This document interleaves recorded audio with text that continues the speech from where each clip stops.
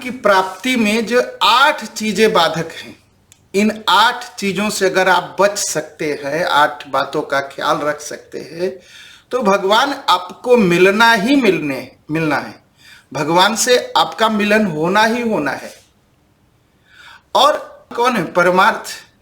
परमार्थ की प्राप्ति में ये 8 बातों का ध्यान रखिए, भगवान मिलेंगे ही मिलेंगे। पहला है आलस्य, दूसरा है विलासिता, तीसरी है प्रसिद्धि, चौथा है मानबड़ाई, पांचवा है गुरुपन, छठवां है दिखावा, सातवां है पर दोष चिंतन और आठवां है सांसारिक कार्यों में बहुत ज्यादा लगे रहना।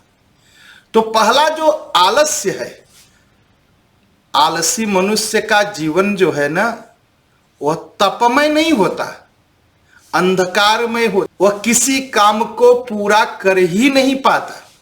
तो वह किसी कार्य को पूरा, वह जप नहीं कर पाता, तप नहीं कर पाता, भगवान का नाम नहीं ले पाता। क्या करता है? कल करेंगे, कल सुबह 4 बजे से जब शुरू करेंगे, 3 बजे उठेंगे, नहाएंगे।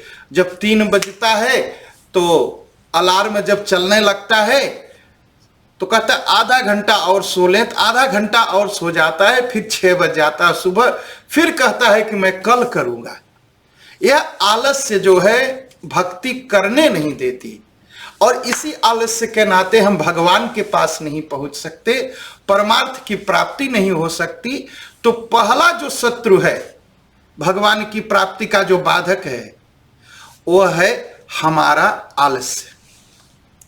आज करेंगे, कल करेंगे, अरे अभी तो बहुत समय है, अभी तो पूरा दिन है, अच्छा आज सुबह नहीं कर पाए तो शाम को करेंगे, और दूसरों को परमार्थ। और आलसी व्यक्ति क्या करता है? परमार्थ की प्राप्ति, भगवान की प्राप्ति की बातें जो है सबको सुनाता है और सुनता भी है, अच्छी भी लगती है ये बातें उसको, परंतु आलस्य के नाते वह साधना नहीं कर पाता। श्रद्धावान, कितनी भी श्रद्धा भगवान पर हो, लेकिन आलस्य पर वह, आलस्य के कारण वह साधना नहीं कर पाता और अपने उद्देश्य को प्राप्त नहीं कर पाता, अपने उद्देश्य तक पहुंच नहीं पाता। इसलिए श्रद्धा के साथ साथ तत्परता आवश्यक है कि हम करेंगे, और आलस्य के नाते हम तत्पर नहीं हो पाते, हम लग नहीं पाते हैं भगवान के। जब आलस्य क्या करता है? अरे हम फिर कर लेंगे, बाद में कर लेंगे, अच्छा कल कर लेंगे, परसों कर लेंगे, और जैसे ही करने बैठता है वैसे ही नींद आने लगती है, फिर सो जाता है, फिर थक जाता है, फिर 5 मिनट में घबराहट होने लगती है। तो आलस्य के नाते वह जप और तप नहीं कर पाता। भगवान की प्राप्ति में आलस्य सबसे बड़ी बाधा है, यह सबसे बड़ा शत्रु है। इससे बच के रहना चाहिए, आलस्य नहीं करना चाहिए। उठ जाइए, सुबह उठ जाइए, 1 बार 2 बार होगा, लेकिन मन को झटक दीजिए नहीं, हमें तुरंत उठना है, और उठ करके जप शुरू कर दीजिए और भगवान की प्राप्ति होगी। पहला है कि आलस्य सबसे बड़ा। दूसरा है विलासिता, भगवान की प्राप्ति में जो बाधक है ना, सबसे ये भी एक सत्य। हम विलासिता का जीवन जीते जा रहे, मौज और शौक में अपने को लगाए हुए हैं, कैसे मेरा मौज हो जाए, कैसे मजा आ जाए, और कैसे मेरा शौक पूरा हो जाए, बस इसी में लगे हैं, और जीवन एकदम भटक जाता है। फुर्सत ही नहीं मिलती, फुर्सत ही नहीं मिलती। साधना कब करेंगे? पहले सामान इकट्ठा करना, फिर शरीर को सजाना, यही उसका प्रधान कार्य होता है, सामान जुटाना। आज एक कपड़े, कल एक कपड़े, परसों कपड़े, ये गाड़ी, इस बरस वो गाड़ी, तो एक कार, वो मोटर, बस इसी में जीवन बीत जाता है। साधना करने का समय नहीं लगा, बस विलासिता लगी। आज ये बिस्तर हो जाए, कल वैसा बिस्तर हो जाए, परसों वाटर बेड हो जाए, दूसरे दिन हवा बेड हो जाए, बस इसी में। तो विलासिता जो है यह बहुत बड़ा शत्रु है, भगवान की प्राप्ति में बाधक बन जाता है। आज ऐसे कपड़े, कल वैसे कपड़े, अपने को सजाने में, मेकअप में ही। और कपड़े देखिए तो लगता है जैसे जोकर, मार फूल पत्ती, पेंट चेहरे पर, सारा समय उसी में नष्ट हो जाता है। विलासिता का जीवन जीने में फिर भगवान की प्राप्ति नहीं हो। थोड़े क्षण की इच्छा होती है, मैं भी भक्ति करूंगा, मैं भी जप करूंगा, मैं भी तपस्या करूंगा, लेकिन उसके बाद फिर बदल जाता है, फिर बदल जाता है। विलासिता करने नहीं देते, फिर मन भटक जाता है। चलो मौज कर ले, थोड़ा घूम आए, थोड़ा डिस्कोटेक खोले, कल से आज डिस्कोटेक में नाच लेते हैं, कल से जप करेंगे, फिर सब नष्ट हो जाता है, सब नष्ट हो जाता है। और फिर जो शौक पूरा में करने में लगे रहते हैं ना, इनको धन का बड़ा अभाव रहता है, बहुत अभाव रहता है, धन का बड़ा अभाव रहता है। तो विलासिता भगवान से तो दूर करती है, यह सांसारिक जीवन भी नष्ट कर देती है विलासिता। विलासिता के दोष क्या है जानते हैं? 10 दोष हैं इसके। पहला बात है धन का नाश। विलासी मनुष्य के जीवन में धन नहीं बचता, मौज में ही सब खत्म, घर द्वार मकान गहने पैसे सब बर्बाद हो जाते हैं। फिर शरीर का नष्ट हो जाना, बीमारियां घेर लेती हैं। जो साधना करता है वो ज्यादा दिन स्वस्थ और प्रसन्न रहता है, विलासी व्यक्ति बहुत दिन स्वस्थ और प्रसन्न नहीं रह पाता। आयु का जल्दी जल्दी नाश हो जाता। सादगी में रहने में जो सुख है ना, वह नष्ट हो जाता है, सुखी नहीं रहता है विलासी व्यक्ति। घर परिवार को नष्ट कर देता है। धर्म का नाश तो हो ही जाता है विलासी व्यक्ति का। और तमाम तरह का झूठ बोलना, वैराग्य तो कभी कर ही नहीं सकता। भक्ति का नाश हो जाता है, ज्ञान का नाश हो जाता है, 10 चीजें नष्ट हो जाती। विलासी व्यक्ति का कुछ भी नहीं बचता। इसलिए ये बहुत ड्रामा नहीं खड़ा करना चाहिए। शुद्ध सात्विक वस्त्र हो, शुद्ध सात्विक भोजन हो, हाथ में माला हो, बस भगवान मिल जाएंगे। विलासित जीवन जीने वाले कुछ भी हो सकता है, भगवान नहीं प्राप्त कर सकता। भगवत की प्राप्ति नहीं होगी, परमार्थ की प्राप्ति नहीं होगी। प्राप्ति जब उससे होगी, इस विलासी जीवन को छोड़ना पड़ेगा, दिखावेपन को छोड़ना पड़ेगा, तो ही कुछ हो पाए। तीसरा है भगवान की प्राप्ति में जो और बड़ी बाधा है, या भगवान की प्राप्ति में जो रुकावट है, वह है प्रसिद्धि। प्रसिद्धि से बचिए। आप प्रसिद्ध बहुत मत होइए। जहां प्रसिद्ध होने की कोशिश करेंगे या होंगे, तो ये सोचिए कि साधना छूट जाएगी, और जब साधना छूट जाएगी तो भगवान की प्राप्ति नहीं होगी। यह बहुत बड़ा विघ्न है। इसी से संत पहले गुप्त गुफाओं में जाकर के जप करते थे, कोई देखे ना, कोई सुने ना, अपनी कुटिया में अपने आप को छिपाते थे, कोई देखे ना, कोई सुने ना, कोई जाने ना कि मैं साधना कर रहा हूं। और साधकों के आसपास तो भीड़ लग जाती है, और जैसे ही भीड़ लगी तब साधना नहीं होती, तब भगवान की प्राप्ति नहीं होती, तब फिर ड्रामा होता है, ड्रामा होता है। इसलिए भगवान की भक्ति को बहुत ही छिपाना चाहिए अपनी साधना को। जहां भीड़ जुटी तो साधना फिर मुश्किल हो जाती है। फिर तो हजारों लाखों लोगों से बात करना है रोज, लाखों लोग अपना दुख रोने आएंगे, दुख बताने आएंगे। और फिर ये प्रसिद्धि की प्राप्ति मनुष्य को अंतर्मुखी नहीं होने देती, बहिर्मुखी हो जाता है मनुष्य।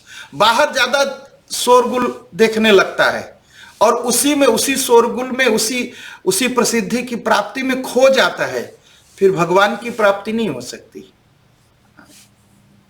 फिर तो ये लगता है 10,000 लोग और मुझे जान जाए, 5,000 लोग और मुझे जान जाए, 25,000 लोग मुझे और जान जाए। इसको छिपाइए, अपनी साधना को छिपाइए, और प्रसिद्धि से बचा जाए। जो प्रसिद्धि से बचेगा वही भगवान को प्राप्त करेगा। जो प्रसिद्धि से नहीं बच सकता या प्रसिद्धि चाहता है तो भगवान नहीं मिलेंगे, भगवान नहीं मिलेंगे। और फिर प्रसिद्धि ऐसी है, जलन पैदा करती है। वो मुझसे ज्यादा प्रसिद्ध हो गए, वो मुझसे ज्यादा प्रसिद्ध हो गए, और यह जो देखिए दिखाई पड़ता है। और फिर प्रसिद्धि के नाते फिर निंदा होने लगती है, फिर निंदा का पाप लग जाता है। तब भगवान कैसे मिलेंगे? भगवान को बहुत सब कुछ प्रिय है, लेकिन भगवान को निंदा नहीं प्रिय है। पर निंदा सम अघन गरीसा। तो प्रसिद्धि पाने वाला व्यक्ति दूसरे को गिराने की कोशिश करता है और अपने को उठाने की कोशिश करता है। इसमें फिर निंदा का महापाप लग जाता है, तो भगवान की प्राप्ति नहीं होती। तो प्रसिद्धि यह जो है, जिसको भगवान चाहिए, जिसको भगवान से मिलना है, उसको प्रसिद्धि से दूर रहना चाहिए। तीसरा है मान, इसके बाद है चौथा है मान बढ़ाई। भाई मुझे मान सम्मान मिल जाए, मुझे बड़ाई, जहां जाऊं लोग बस उठ के खड़े हो जाए। यह बहुत मीठी छुरी है, बड़े प्यार से काटती है मान बढ़ाई। यह विष भरा सोने, देखने में अच्छा लगता है कि बड़ा सम्मान। कथा आती है ना, कथा आती है कि कामदेव शंकर भगवान के पास गया, शंकर भगवान को हरा नहीं पाया, शंकर भगवान को जलाना पड़ा। और वही कामदेव जब नारद के पास गया, बस उसने प्रणाम कर लिया, नारद अपने आप को महान समझ लिए, बड़ाई मिल गई, माला छूट गई। जब छूट गया फिर नारद का कितना बड़ा पतन हुआ। तो मान बड़ाई यह हमको गिराती है, भगवान से मिलाती नहीं। जहां हम मान सम्मान खोजने लगे, भक्त को तो ऐसा रहना चाहिए, कोई अपमान कर दे तो इस तरह सोच ले कि चलो किसी जन्म का कर्म था। मान बड़ाई से एकदम दूर रहे। नहीं, मान बड़ाई में क्या होता है, कौन नीचे बैठा कौन ऊपर बैठा, इसकी चिंता। अरे लिस्ट पर जो पंडितों की लिस्ट बनती है, कभी कभी मंदिरों की मैं देखता हूं ना, तो किसका नाम ऊपर लिखा गया, किसका नाम नीचे लिखा गया, इसमें आपस में बहस हो जाती है। नहीं नहीं, मेरा नाम ऊपर होना चाहिए। मान बड़ाई से एकदम दूर रहिए, एकदम दूर रहिए। भगवान को प्राप्त करना चाहते हैं और भगवान को प्राप्त करना है, हम मान पत्र प्राप्त करने की कोशिश में लगे। हम मान, कोई बड़ा सा हमें डिप्लोमा मिल जाए, बड़ा सा कोई पुरस्कार मिल जाए, उस पर मेरा नाम छपा हो, नाम के आगे इंजीनियर लग जाए, डॉक्टर लग जाए, मास्टर लग जाए, टीचर लग जाए, मिनिस्टर लग जाए, प्राइम मिनिस्टर लग जाए, सब कुछ हो सकता है, लेकिन भगवान नहीं मिल सकते। जिसको भगवान की प्राप्ति करनी है ना, इन सब को छोड़ करके भगवान, मैं सेवक रघुपति पति मोरे, बस इतना ही मान कि भगवान मेरे हैं, मैं भगवान का सेवक हूं, तो भगवान मिलेंगे, तो भगवान मिलेंगे। तो यह जो मान बढ़ाई है बहुत बड़ा बाधक है भगवान की प्राप्ति में।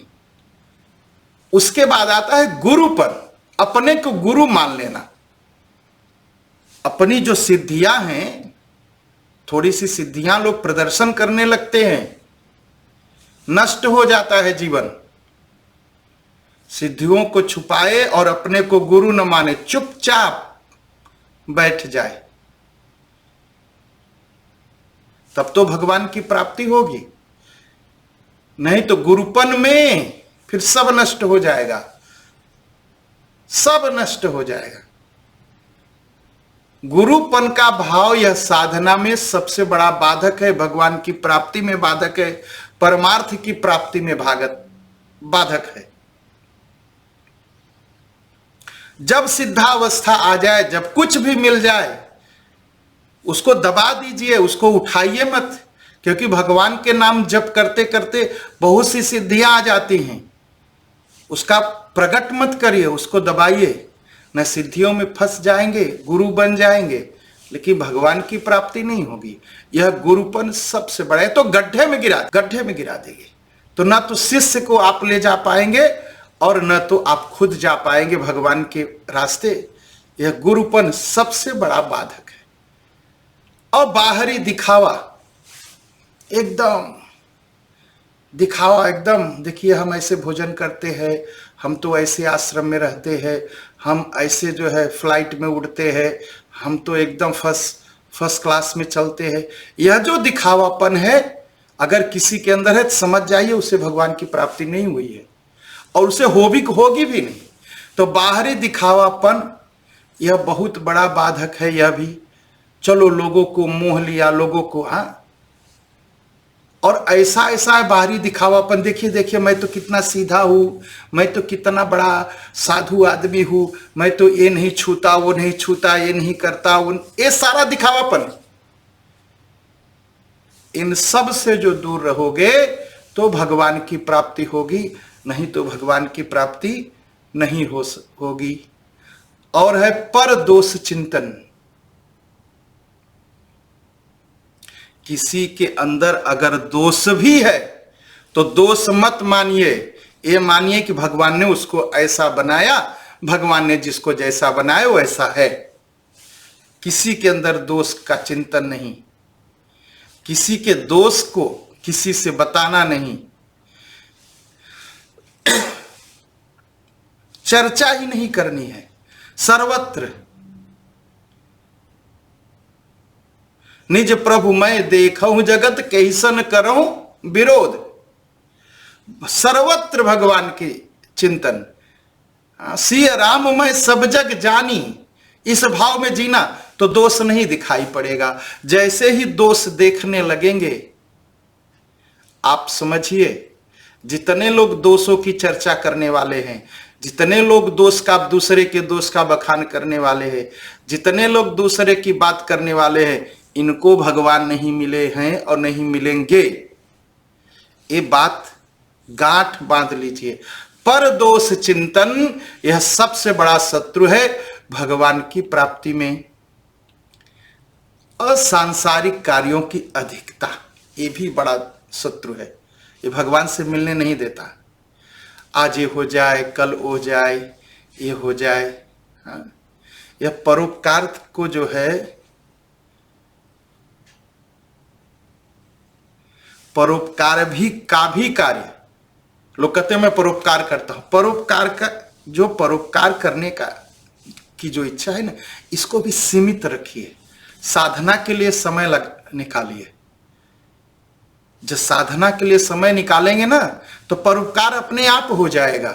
अगर आप परोपकार में, सांसारिक परोपकार में जीवन में बिताने लगे, भगवान नहीं मिलेगा और अहंकार पैदा हो जाएगा, परोपकार नहीं कर पाएंगे तो भगवान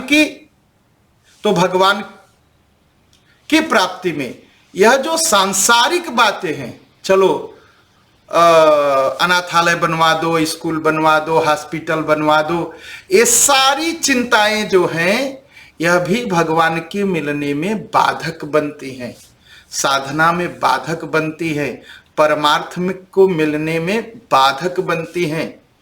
इसलिए इन सारे दोषों को अगर हम छोड़ सकते हैं तो ही भगवान की प्राप्ति होगी, नहीं तो भगवान की प्राप्ति होगी नहीं। इन आठ दोषों से एकदम बच के रहिए तो भगवान की प्राप्ति होगी।